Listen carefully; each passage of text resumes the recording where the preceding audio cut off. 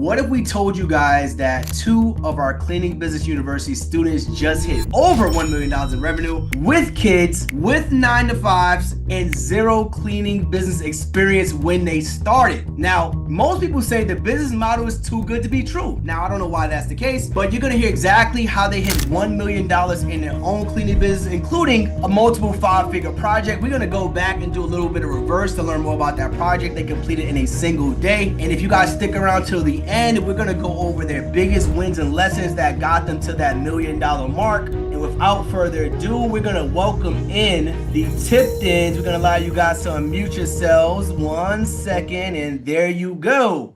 What's going on, guys? Welcome in. Hi. We want to give you guys a huge congratulations on all your success. We want to congratulate you guys. Before we get started, the people got to hear it from your own mouths. They heard it from us. But what was the latest milestone you guys just hit in your cleaning business? $1 million. Let's go. Say that louder. $1 million. Now, this is the 3rd interview that we're having with the Tiptons. That's the funny thing. This is the 3rd interview that we've had. We had one in 2020 and then maybe one in 2023. 24 when you guys did that big project, commercial project. And then now again. So congratulations to you guys. And it's funny because we looked back before joining. We looked back at like the first video. Yeah. Just, like the things you were saying. Play that? Tony said he might play it tonight. We're good. All right, we good then. She said we good. But the point that he was trying to do, even if he doesn't play it now, the point was in that interview, you guys were saying that you were doing, I think, 10 to 15K months. I think you had a spike of 19K. And so we were like, what's holding you back? Why not just go all in with the marketing? And I was like, unless you don't have the people for it, you're like, we have the people, they're begging us. Mm-hmm. So from 15K months then to now hitting $1 million, has definitely been a journey. How does it feel? I mean, it doesn't feel real sometimes. Right. I had to look at it. I didn't even realize that we had hit the milestone. And I was like, hold on, we should be pretty close. Because I told her at one point we need to be there before the end of the year. And then I happened to check, and I was just like, whoa. And I just sent her a screenshot. I ain't even saying anything. It wasn't. We weren't in the same room or anything. It was just like he sent me the screenshot, and it was a lot to process. We were expecting that, and we were shooting for that this year with being 5 years in business, but we still haven't really processed it. Yeah, we definitely could tell because when you had sent us that screenshot, it was like, I think we are about to be there, or we just didn't. They were talking about something else though, about the closes, the colleges that they were doing, then they just sent it over slowly, like, oh yeah, this happened. And we're like, wait a minute, this is a big deal. That's how it happened here too. That's how it happened here too. Like, can we go back to 2020, right around the pandemic, when we first launched Cleaning Business University? You guys were some of our earlier students, and I know during that time it was a challenging time for everyone in the world, right? So we got the pandemic, people are losing their jobs, trying to figure out what they're gonna do, and that was right around the time you guys started your journey. So take me back, and what was it like when you guys were going through that journey to decide what was the next steps for you during that phase of life? We were looking at replacing our main income. Like Jonathan was our breadwinner, and we were losing that. And there was like a hiring freeze. I'm sure everybody remembers, like nobody was hiring because nobody knew what they were doing next. And we didn't know, like our kids were in school, but the schools were hybrid, and our county hadn't really made a final announcement about whether they were going to do hybrid or remote. We didn't know what was happening with our family, with work, with anything. And so y'all posted that on Instagram. Like, that's really Instagram. We came in at the right time. You did. It really did. And I remember you guys talking about how your cleaning business helped you pay off debt. So you launching the course about how you did it, that just... And you can go back to the first video, the first interview. I was reluctant. I was just like, cleaning business. I was like, you found a class online? I was like, that don't work. Like, class online don't work. So I said the same thing 4 years ago when we talked. I was just like, we were our backs were against the wall, so we had to give it a shot. Yeah. Well, we appreciate you taking a chance. Now look. No problem. Hey, y'all, we don't know. I think about that sometimes. I don't know, like, what made y'all launch when you did. but it was all aligned. Like it was all like that day on Instagram. I just happened to be scrolling, and there it was. We didn't think anybody cared about the cleaning business journey because it wasn't sexy and no one was really talking about it then. Now, 8 years later, I get ads from all walks of life, like, hey, start remote cleaning business. I'm like, I was doing this before you was born, little boy. Right. Like, because at that time we were just speaking about our debt-free story, so most people just knew us for that, and we would sprinkle in the cleaning business here and there. Mm-hmm. And Anthony would be like, I think people are interested. I'm like, I don't think so. I don't think they want to hear anything about that. Most people want to hear about, because most people can relate to debt, right? That's just like a social norm here in America. We all have that. But I'm like, I don't think everybody wants the cleaning business. So let's just test it out and see. So we appreciate you guys being some of the first people around us and staying connected to let us know and see your growth throughout. Honestly. Thank you. So one of the things all right, let's go back to that earlier stage. I think that's super important before we get to the $1 million mark. So you guys get the program, you start going through it, but during that time, you also had another business. So can you walk us through what that looked like, what that business was, and anything you want to share about it? We were in a position where the business I was working for closed. And I mean, it was a daycare business, and we had parents who were doctors and parents who owned restaurants who were like delivering food. But I mean, if everybody remembers, some people don't want to go back, but if you remember, they were categorizing people as essential workers, not essential workers, and families were getting desperate. They were like, if this daycare closes, I'm supposed to be there. I have to be there. They were asking, is anybody doing nanny services, or does anybody feel comfortable coming to my home? So basically, someone reached out to me and said, the daycare is closing. Do you have plans of absorbing it? And we were like, do we have plans of absorbing it? And this was right around the time, I don't know if we were already having discussions about maybe taking your course or whatever, but I think we'd already taken, we were already in the process of taking the course and like starting with the basics, like our EIN and all that stuff, like, the daily checklist of like actually starting, taking the courses, checking off the work. And then it was crazy. Mm-hmm. And then we said, well, let's just do another EIN and another business account and another. And knowing the business, I knew how licensure and all that stuff worked. And it was crazy, but it was a crazy time. And we started two businesses at the same time. Did you guys, you worked at the daycare. You didn't own it though, right? The daycare that closed, I was the director at. So you had some experience in the industry, but working and owning is, as you saw, like two different things. Two different. I fooled myself. I had been working in childcare since I was in college, and so I was like, I had always said, I would do this so different. I could do this so much better. I finally got my shot to do it better.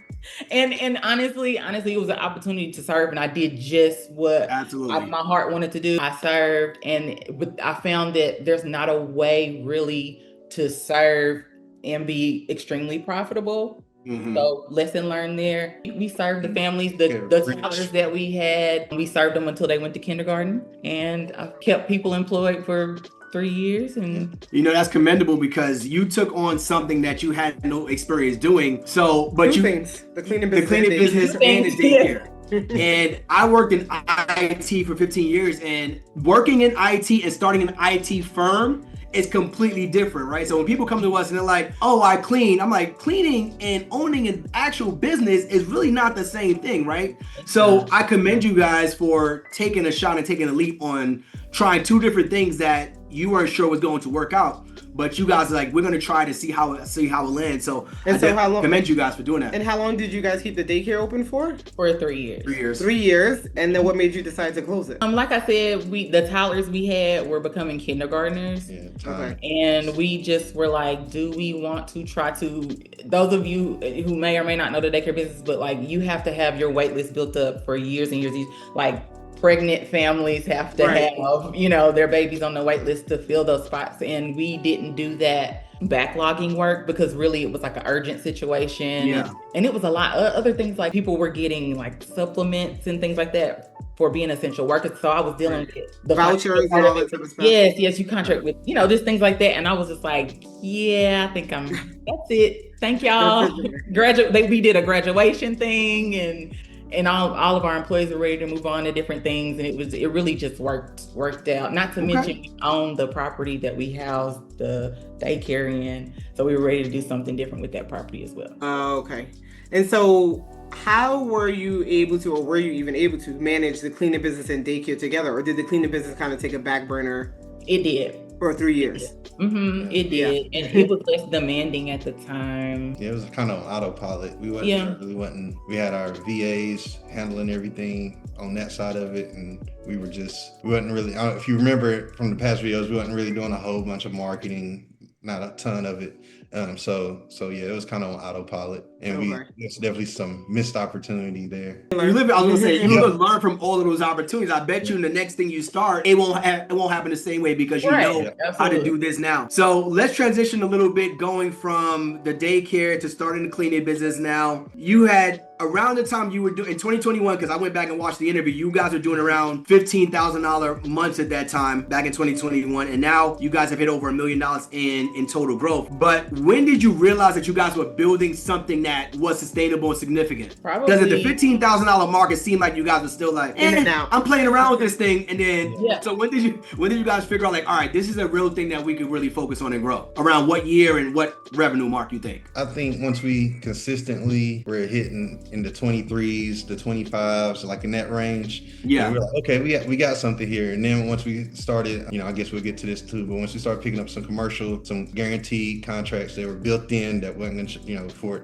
built in for a year, wasn't gonna change for a year. Once we saw some of that stuff coming in, we knew we had something. And not to mention, we fell in love with the project management part of commercial. Like that was something that we didn't know. Yes, that was something we didn't know that we didn't know it was a thing. And then we learned about it and we got some projects under our belt and we really fell in love with the process. And so that was something we were like, we need to lean in here a little bit more. That was 2023 or 2024 when that happened? It was 2023, yeah, because we had our first commercial, because we had our first commercial like 2022, and that was a long-term reoccurring commercial project. But our big project that we got with the warehouse where we did like, it was the 40K and like a couple of days project, that was in 2023, and we were like, we want more of those. We hit that 40K project. That was the last headline that you guys had done. Can we dive into that a little bit on, well, actually, so what were the numbers on that project, like once you guys were all said and done? It was right at 40. It was right at 40 for like 2 days. Yeah, we were there for 2 days. Yeah. And you guys were cleaning a warehouse. Cleaning, pressure washing. Some junk removal. Stripping and wax, a little bit of everything. Floor care, we call it. We consider that floor care. Yeah, floor cleaning. And so a deep cleaning of a warehouse. Ripped out some carpet, a little bit of everything. Yeah. Now, was this the biggest job you've done before? At that time, yes. At that time, was that the biggest job? We've done. So what made you comfortable to say yes? Because many people, and we see sometimes people get scared and kind of not. We got the phone call. She wasn't wanting to move on it at first. And I was like, because it just sounded like it could go, a lot of things can go wrong in a project. When she was like, let's go with it. And then she was like, but she also took the paperwork side of it, the documentation to protect our business. And she took all that over and she did the numbers. She just came to me with the numbers. So that when she was in, I was in from the beginning. I was like, this sounds like a go for me. We've never done anything like that before. And so I didn't want to say yes until I really, really knew. And one of the things that we had to do first was kind of do a little bit of research. And once I realized how much time this is going to take to even do the prep work to say yes, I said, if we're going to take this on, this is going to cost them money. Like, we're talking big money. And they wanted it in a hurry. Yeah, and they wanted it in a hurry. And I was like, Jonathan, if we're gonna do this, it's gonna take me some time, and I'm gonna have to lay it out. We're gonna have to lay it out right. And he was like, go with it. Okay, so they called you, but they didn't have a number though. They're asking you, how much do you charge for a 2 day? They were basically telling us everything that they needed, and they were like, man, if you all can handle everything, we'd rather keep it all under one, write one check and be done. This was a project management company out of state. They were managing the building here where we live. And they were like, we Googled you guys. We found you all on Google. You clean. Yes. And we were like, yeah. Yes. And they were like, you clean? Yes, we do. Yeah.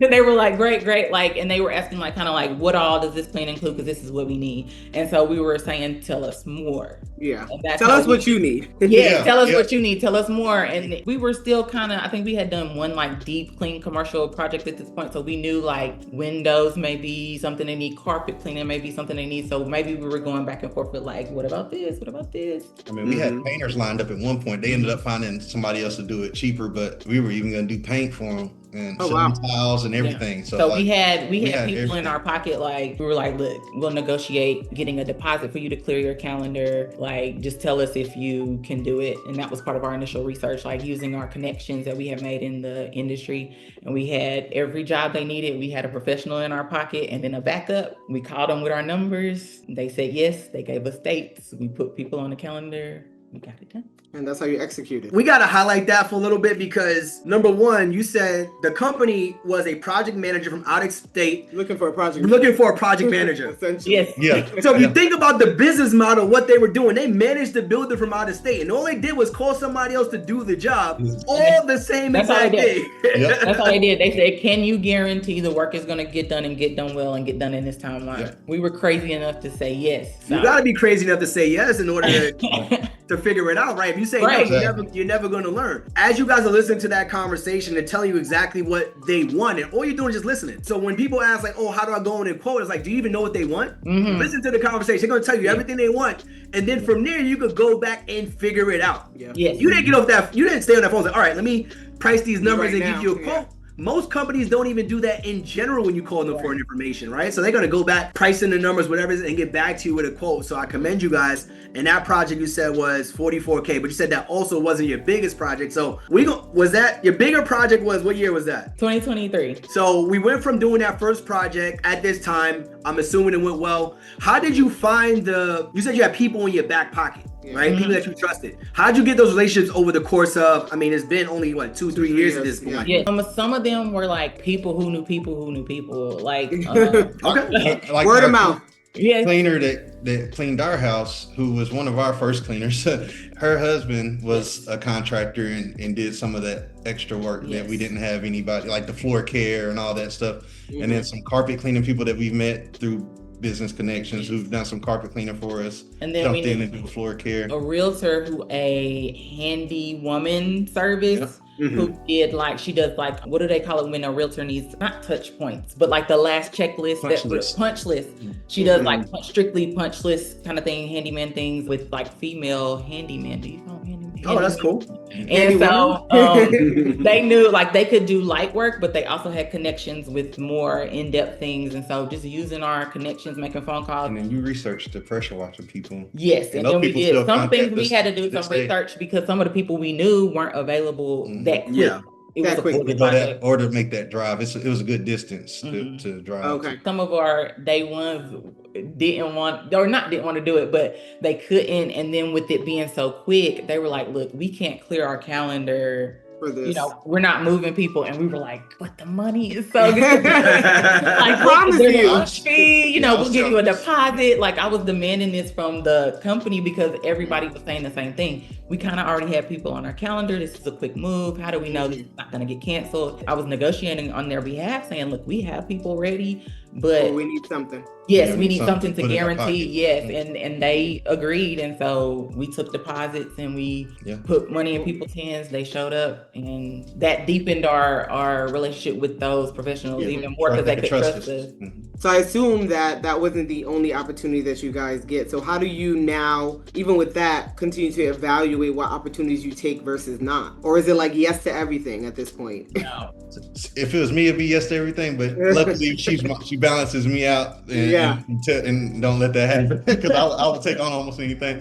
But yeah. So we, just figuring out where the biggest needs are. That's kind of how we got into the college turns. Once they reached out to us, and we were like, hold on, this is. All right, hold on. How did they reach out to you? We need That could be a question. because that's going to be the question. How did they find you? Google Local Service ads. So they saw Google Local Service ads. They saw you clean, then they called you. Yep. All right, cool. Just got to break that down. Yeah, and then talking to other cleaners when we were reaching out to hire for that. Cleaners don't like that job. College kids are nasty. I'm sorry. It's small too. Yes, smaller cleaners, cleaners or individual cleaners. They can't do it on their own.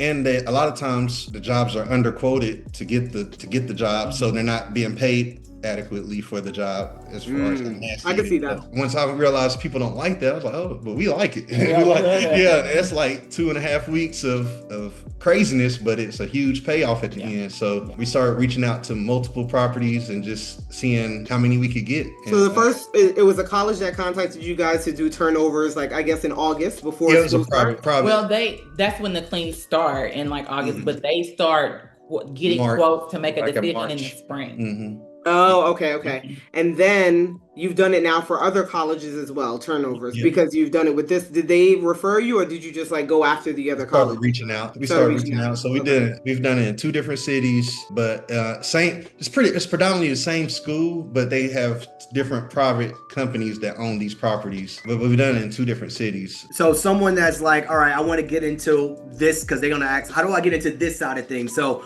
who are you calling at this point? Are you calling the admissions office? Is like a point of contact, janitorial department? Maybe. Who are you calling to say, hey, here's who we are and what we do? If you Google college housing, specifically college housing in our area, like where we are, it's a huge university and multiple other small colleges. So it's going to be, now there's regular people who live there, but it's predominantly college housing. And you'll be able to find these private companies who own these properties. And we reach out to the manager, the maintenance. Sometimes the maintenance guy runs it and makes the hire. But we reach out to those people and just see when they're accepting bids. I don't feel like they just take the lowest bid. Like they really want to talk to you and see, what type of projects have you done before and kind of see where you are. So they don't just take, like I've actually had one maintenance guy say, now you're in business to make money, so make sure you don't underquote this. I was like, hey, you don't gotta tell me twice. Like, for sure. What a nice guy. Exactly. I think it's funny that you guys decide to pitch other companies and stuff, because usually in our heads, just think about it. You assume that these companies or colleges have their own cleaning people, right? You would assume that why would they hire a mom and pop like me? Like, why would they be going on Google? These students are paying thousands of dollars to be there. So I think that that's a good point. It kind of opens our mind to the fact that no, you could be that person for Walmart. You just never know. You just assume that they got somebody. Yes. And it is not necessarily always that right way. now, but that person doesn't work out well in 30 days or whatever. So make yourself known. And it's just such a huge demand that most of the time, our first year, it was several companies on the properties, several cleaning companies on the properties. If you depend on one company and that falls through, you're in a huge bind before move-in day. So this year we did have a property to ourselves. So that was like huge. I guaranteed them that we had the resources to take it on and be able to handle it, even if people called in or whatever. Did you have the resources? Let's talk about your teams for a little bit. What does the structure for your teams look like today? So if you look on Launch 27, I just cleared out some people. We ain't using nobody else's names anymore either. I cleared out several companies. So it's probably about 25 teams in there. And those teams have people under them. Exactly. Okay. With the mix of, it seems like commercial is now becoming your lane right now. So that was after the $40,000 project and you guys started doing. I had a question about the teams before you continue. Oh, go ahead. So with the teams, did you find all of them kind of the same way of like Indeed or whatever, interview and hire for residential, and then they transition to social media, word of mouth, and our favorite is when a cleaner calls us because another cleaner told them about it. Refer. Yeah. And there's some horror stories out there that like we've had cleaners just reach out to us and say, well, such and such isn't paying us on time or whatever. They've heard from other cleaners that we pay them on time. They can always reach out to us if something don't look right. We don't. So most of them, did you hire them specifically for commercial or did you hire them for residential and they do commercial? We do have residential cleaners who don't want to fool with commercial. Because of the time frame or whatever. And then we have cleaners that also just specifically for commercial. And then we have some that do both. So it's a good mix. Right. And we have a team that only likes post-construction. So we have a good mix. Move in, move outs and those type of stuff. They want to put their headphones in and get it done. Exactly. How long is your longest? Be around anybody that lives there. Heard it all before. How long has your longest standing cleaner been with you guys? And I then, got the notes in my interview here. She's still with us. I wasn't sure. But sporadically. Yeah. But Okay, yeah. the one who does consistent work, 2022. Hiring philosophy changed, Has it changed? or has it changed at all where you guys are today? We don't have an active post on Indeed right now, or it might be active, but we're not putting any money towards it. So if they just happen to come across it, we don't really. So right now, it's surprisingly, it's been people reaching out to us saying, hey, we've heard about you guys. Can we get some extra work? Or they'll see us, or I'll go on Facebook and post, hey, we need a cleaner, blah, blah, blah. And then so many people reach out to us. And then eventually I get back to everybody, even if I give the job to somebody else. Just you, but now since we do have so many people reaching out to us, we've given our VA a system for filtering and keeping who's at what stage. So even if they call us, we have her schedule. Oh, yeah, she does all the. Yeah, we have her schedule the initial call and just run through business and have a spreadsheet of just where everybody's at in the process. So some people who heard of us and they're really excited to work with us, and they may have heard some big things like, I just got off these terms with our business or whatever. And they are excited and heard it went well and they're interested, but then they don't get past, they don't schedule. So we have our VA just do all that filtration, and once we get to, they've done the whole process and we're ready to move forward, then that's when we kind of. Now, are your cleaners, how you structure it where when you're talking about supplies and cars and aprons and whatever, are you guys giving them any of the supplies or anything like that to do some of these cleanings? Very little. We don't give them anything. We might have contracts where the building supplies everything, and it's just in the contract, and they just need the hands to come in and get it done. But we don't hardly give them anything. Okay, but most of the time they either have their own supplies or building supplies. Building supplies. Yes, and if it's something that the building, like especially with commercial or post construction, if it's something they require, we have it in writing so everybody's clear on where it's coming from. Right.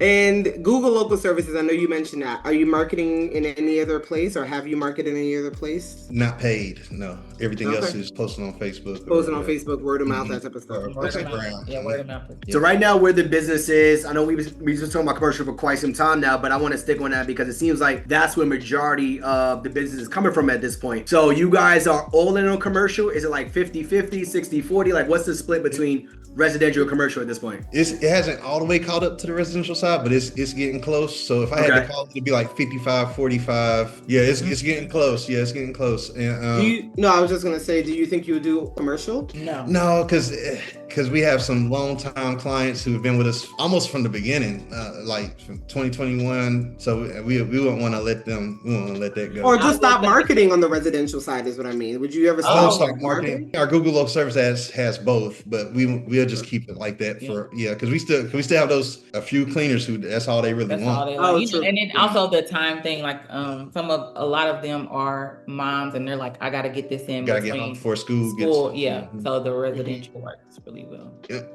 So right now with the commercial properties that I know you mentioned you're doing some cold calling to the local facilities, you're getting referrals from a lot of people. But are they normally just calling you from Google at this point? Like where are the majority of the commercial properties coming from? Yeah, I would say Google. Google is been a huge thing, and then network, getting people that we know have put our names out there. I think one of our biggest contracts came from somebody in our neighborhood was the property manager. So what was that contract? So that is not even a set price because we do their move-in, move-outs. Sometimes there's 15 to 20 of them, but we do their clubhouse 3 times a week. So I don't even know the dollar amount. It ranges. It ranges. It just depends on the month. Is that like a recurring contract with you guys? 3 times a week, clean the clubhouse, and then we had that one for 3 years.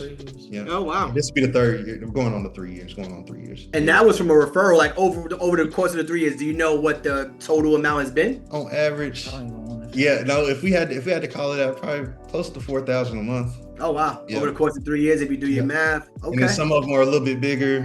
Some months are a little bit bigger, just depending on what's going on. And then at one point, we took over their hallways for their ground. They didn't have a groundskeeper, so they needed us to do the hallways. Man, I wish they would let us do that all the time.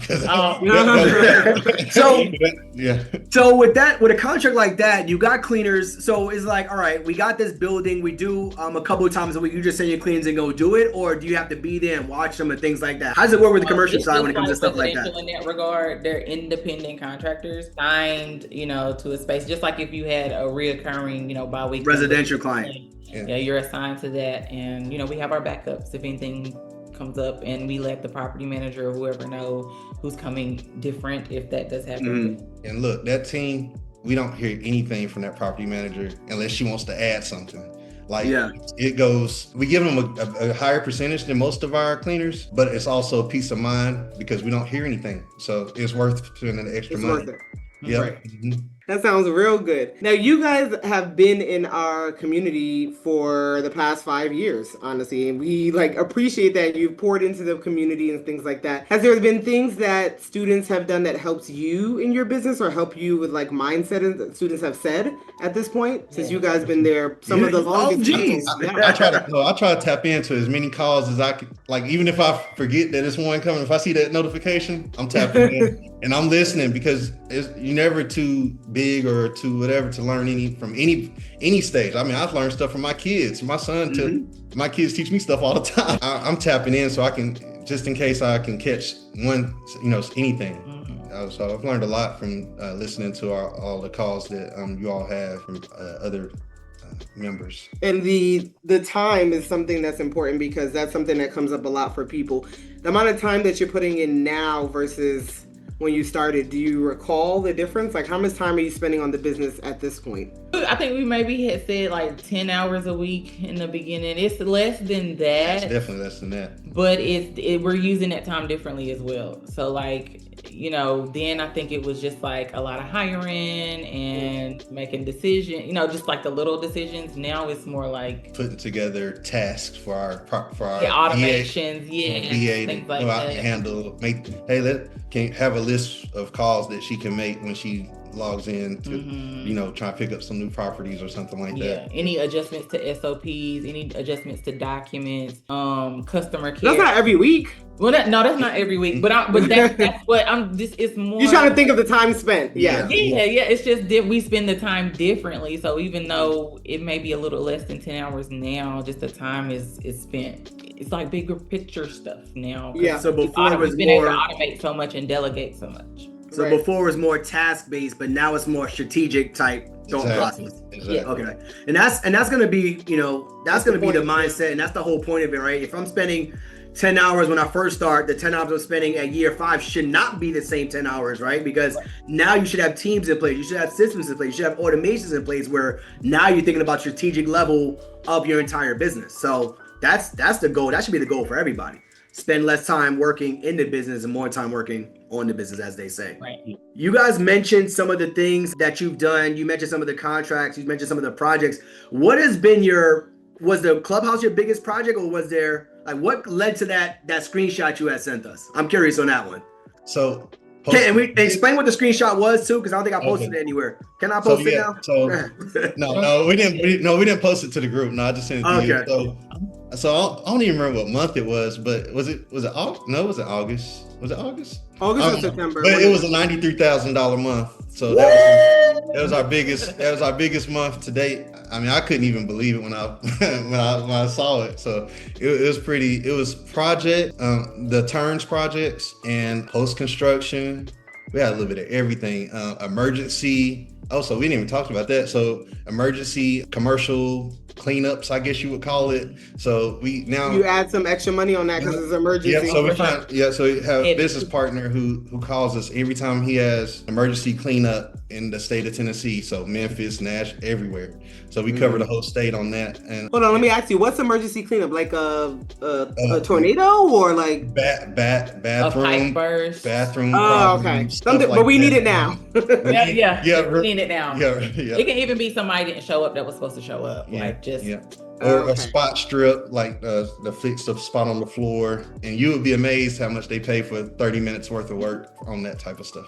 So well, I paid $350 for somebody reprogram my car keys, and that was a 5-minute job. Yeah, you're right on it. It's not about the time, it's about the knowledge. Yeah, exactly. And that's another thing too when it comes to like investing in yourself. People are like, oh well, what can I do in the business? Like, what are you going to do with the information? And the Tiptons are literally showing you guys what they did with it. But that $93,000 a month, would definitely want to congratulate you guys. It's amazing. Absolutely amazing. And is that where you see the business going, or is that like we just killed it with this and we're just happy to have it, or is that like we kind of stay around this range, or we hope to stay around this range? Like, what's that? I think we all I would love to stay around that range. Yeah. but that was an anomaly for the most part. That was. Okay. You know, that's for people who have a different business setup, in my opinion. But to sprinkle those in a few times a year, that's doable based on special projects and stuff like that. So it's doable to sprinkle them in.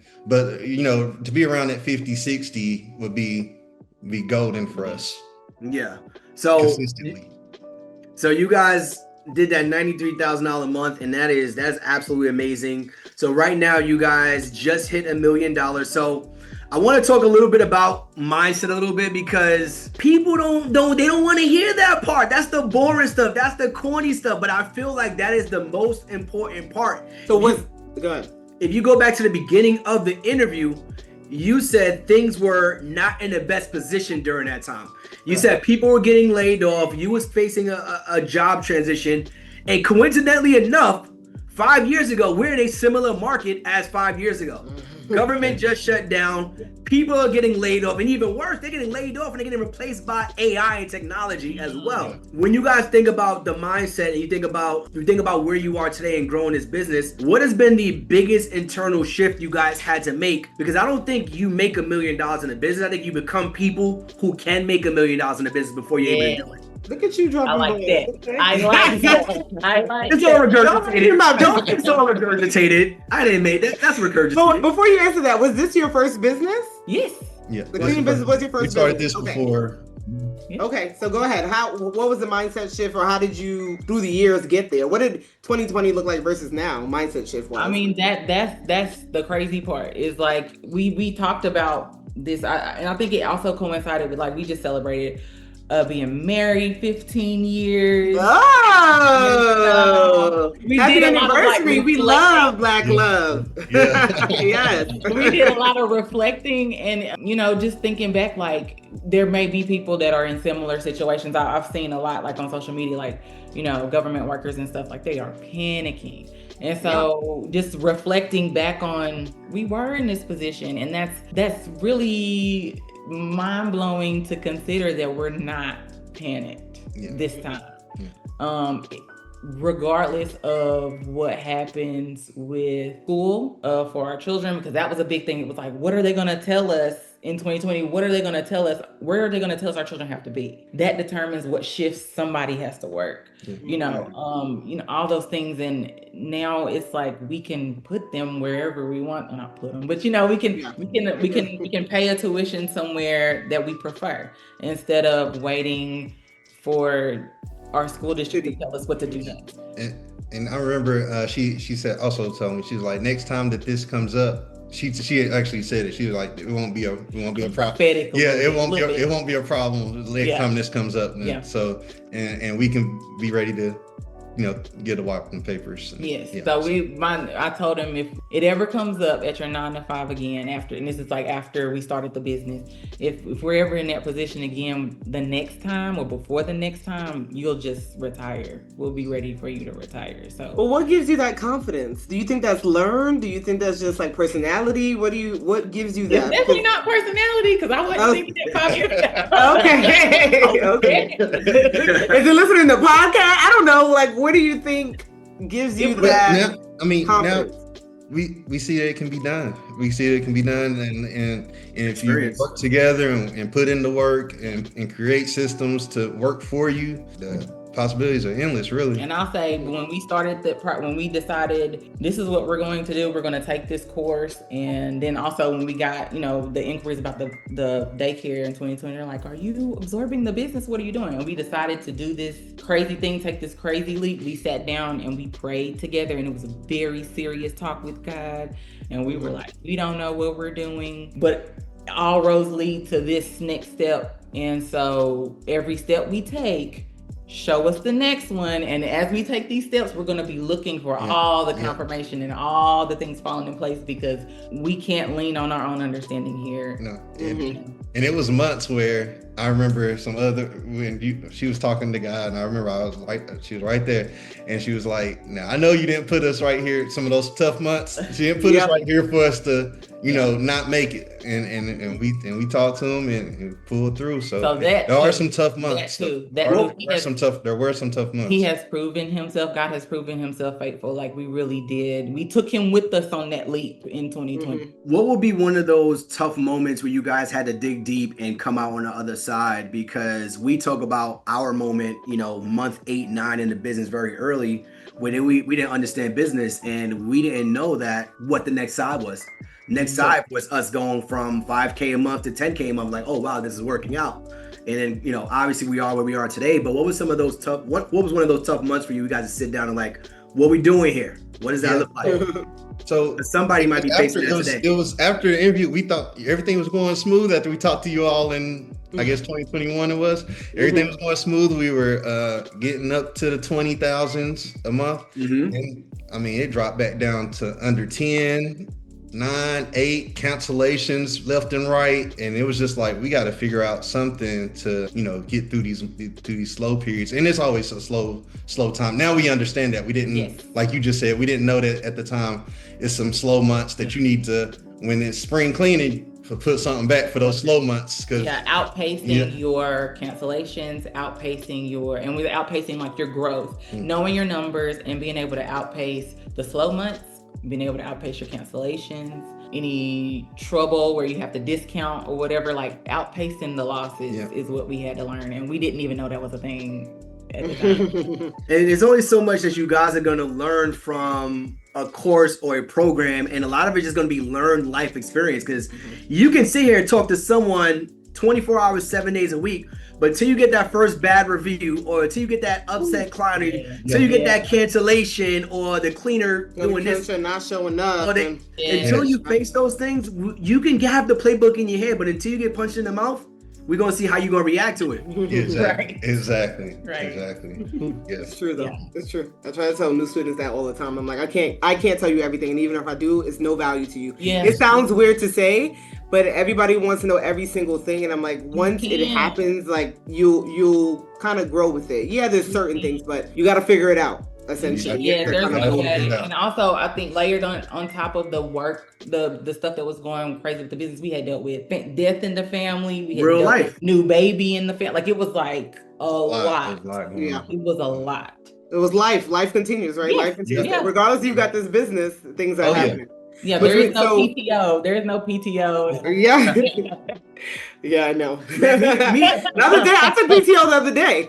I was like, I'm taking PTO. He's like, what do you mean? We don't have no PTO. I was like, yes, we do, because I'm my own boss, and I'm going to be in bed until 12 o'clock. I said, did you submit your sheet?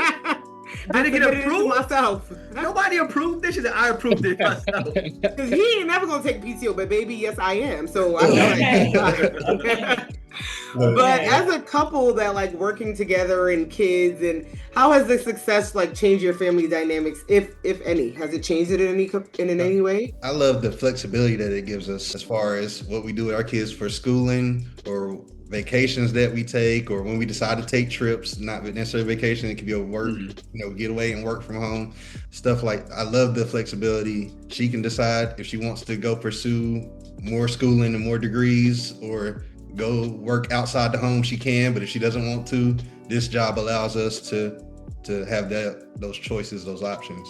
Do they say like mommy daddy working type of thing, or do they come in? That's like a 3-year-old. Well, I'm talking like because our kids come and sit on my lap like, you're working. I'm like, yes, I'm working. So do they see that dynamic and know when you guys, I mean, your kids are older, but do they see that dynamic and know when you guys are working and stuff like that? Do they respect it? They definitely see it. They want to contribute so bad. Like if they see a cleaner going somewhere, they be like, hey, you need to get that number. Or there it is. Now my son is finding, if he sees apartments going up, and he's like, hey, they got a sign, Dad. They got a sign. You need to write down what that we love that. So like they want to contribute any way they can, and we do chores, He talking about, oh, so this is like if we tell him to do something, oh, so this is a deep clean today, huh? Yeah. I'm like, what do you know about that? Yeah. Get your behind it. Hold on. You should be paying your. We're gonna talk offline. Your kids should be getting paid to clean. That's hilarious. Literally getting paid to clean. Because he ain't wrong. Yeah. Like, oh, it's a Saturday, music is playing. This is a deep clean. We know what this is. I'm gonna hit y'all up offline. We're gonna make sure your kids are set up right so they can be getting paid for the work that they're doing. Yep. Oh God. But I know we're close on an hour of time, and we want to be mindful of that. But some things that we want to just talk about looking forward and stuff like that. What is the biggest mistake you see newer students make that you wish you could save them from? Not knowing your numbers, not knowing your own numbers. Which leads to underbidding.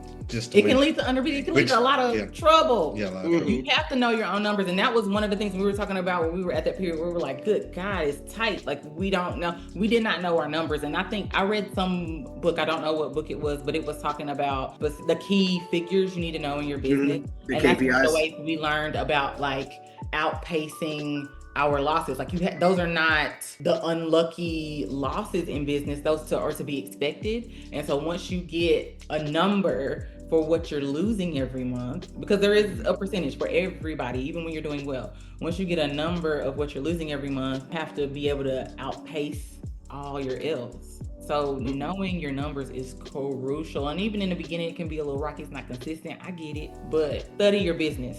Okay. And as Tony said, we're kind of in similar times of 2020 versus now. Maybe not as bad. So for someone that may be listening or will listen to this, what would you tell them about taking the leap? What's the harm in learning a new skill? What's the harm? What's the harm? What do you lose? Okay. Yeah, and jump, go for it. Like you really, if you don't put yourself out there and try it, you won't know. So it's definitely worth the leap. And I think you said, I heard one of you guys say, I think Ant said, like, get a clean that pays one bill. Start there.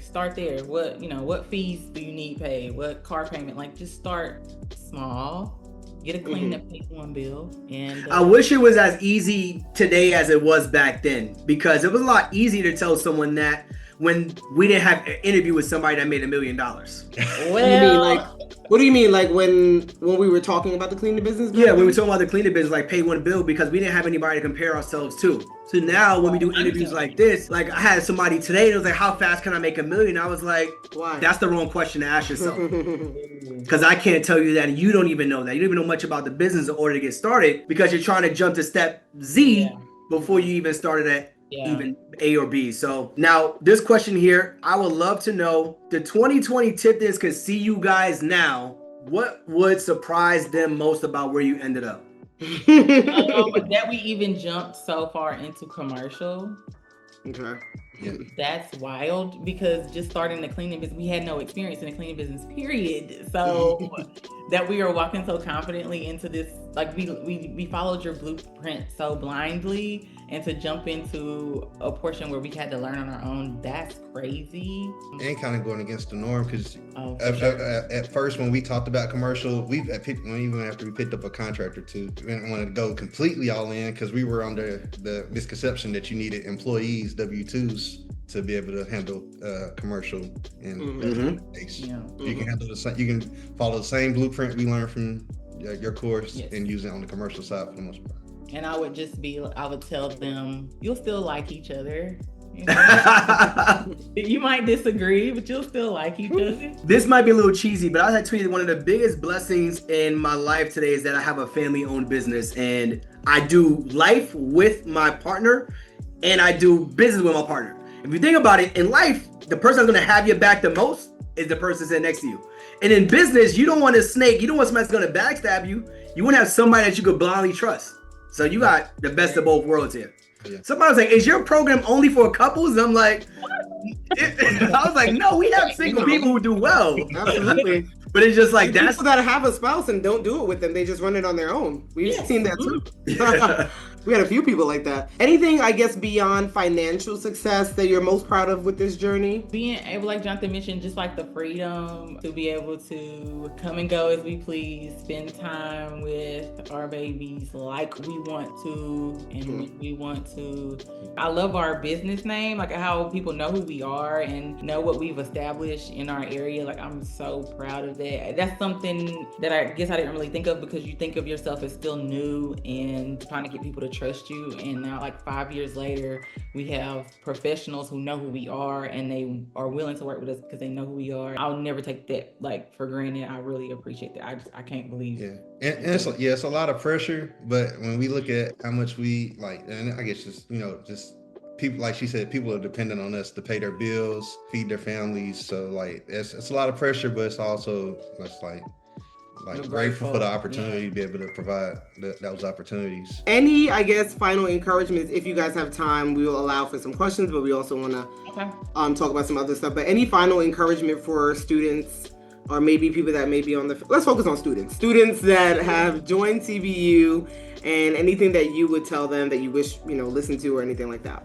Don't quit. That's the key right there. Don't quit. Because like I said, it's gonna be some tough moments, but you gotta get through. You gotta push through. That's how you get to the peaks. Don't quit. Don't quit. So thank you guys so much. We still want to talk some more and answer questions, but I just want to make sure we get that apart. But if you guys are still on here, obviously we'll wrap up, but we got some things from the Tiptons as well. So you're still on here. Obviously the Tipton story isn't just inspiring, it's proof that the business model works when you start and stay consistent. Starting from zero and building $1 million business with kids and building a business that gives them options. And this is what's possible when you stop making excuses and start taking action. So if you got any value from this conversation, let us know in the comments. Hit the notification button. Let them know how well they and obviously you guys can find us at Cleaning Business University. Have a good night, everybody. Bye. Good night. Bye. All right, bye.